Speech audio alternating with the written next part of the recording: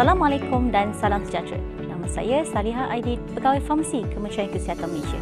Saya ingin berkongsi dengan anda tentang diabetes. Pernah anda dengar apa itu diabetes?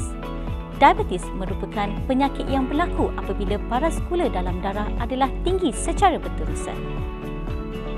Anda tahu, gula atau nama lainnya adalah glukosa. Diabetes juga disebut sebagai kencing manis. Mari kita buat aktiviti sama-sama. Buka buku aktiviti PICC anda dan rujuk pada modul 1 aktiviti 3. Tandakan pada faktor penyebab diabetes. Terdapat beberapa faktor yang akan menyebabkan seseorang individu itu menghidap diabetes. Antaranya ialah pengambilan makanan manis secara berlebihan seperti kek atau minuman yang manis contohnya air berkarbonat. Faktor keturunan seperti ibu atau bapa yang menghidapi diabetes. Kebarangkalian untuk ahli keluarga lain seperti anak menghidapi diabetes juga adalah lebih tinggi. Mempunyai sejarah menghidapi diabetes semasa hamil. Berat badan yang berlebihan, tidak aktif secara fizikal atau gaya hidup yang kurang sihat seperti kurang bersenam. Pengambilan ubat-ubatan yang tertentu seperti ubat steroid dan usia yang semakin meningkat. Akan tetapi, minum air masak yang mencukupi dan makan makanan bergaram berlebihan bukan faktor penyebab diabetes.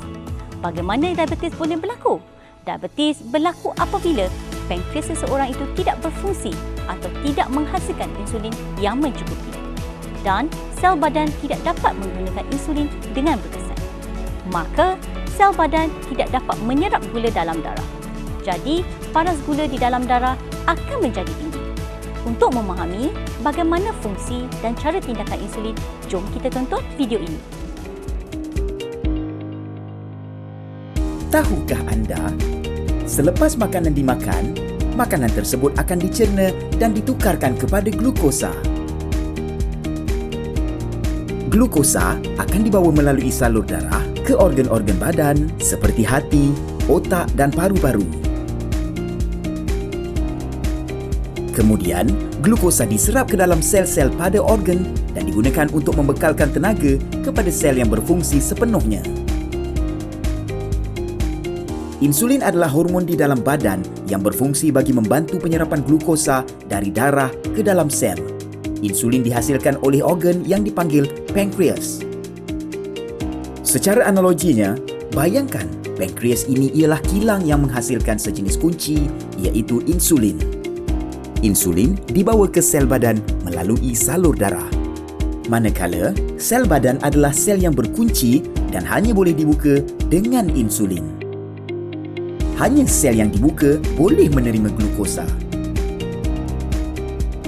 Tanpa kunci ini, sel tidak dapat dibuka dan menyebabkan glukosa tidak dapat diserap oleh sel. Oleh itu, glukosa yang tidak diserap akan terus berada dalam darah dan menyebabkan paras glukosa dalam darah meningkat.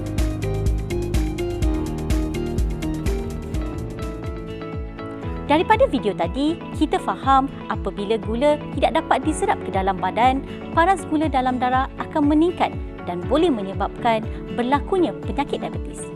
Antara gejala yang boleh dialami oleh pesakit diabetes ialah rasa sangat dahaga, sangat lapar, sangat letih, kerap membuang air kecil terutamanya pada waktu malam, luka lambat sembuh, hilang berat badan secara mendadak dan berasa cepat mengantuk.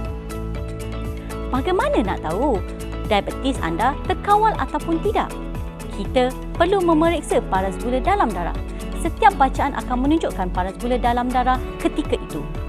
Sasaran bacaan paras gula semasa berpuasa bagi pesakit diabetes iaitu tempoh 8 hingga 12 jam berpuasa atau tidak makan semalaman adalah antara 4.4 hingga 7.0 milimol per liter.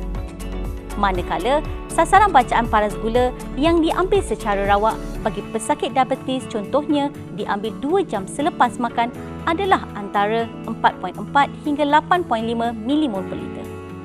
Bacaan HbA1c pula adalah purata paras gula dalam darah untuk tempoh 3 bulan sebelum sampel darah diambil.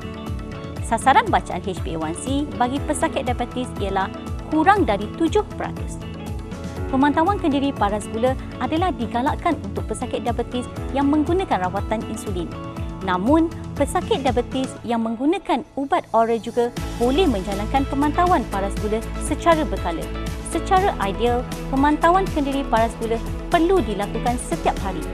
Cadangan jadual pemantauan kendiri paras gula bagi pesakit diabetes yang menggunakan rawatan insulin adalah sebelum setiap hidangan utama, iaitu sarapan, makan tengah hari dan makan malam, serta 2 jam selepas makan hidangan utama.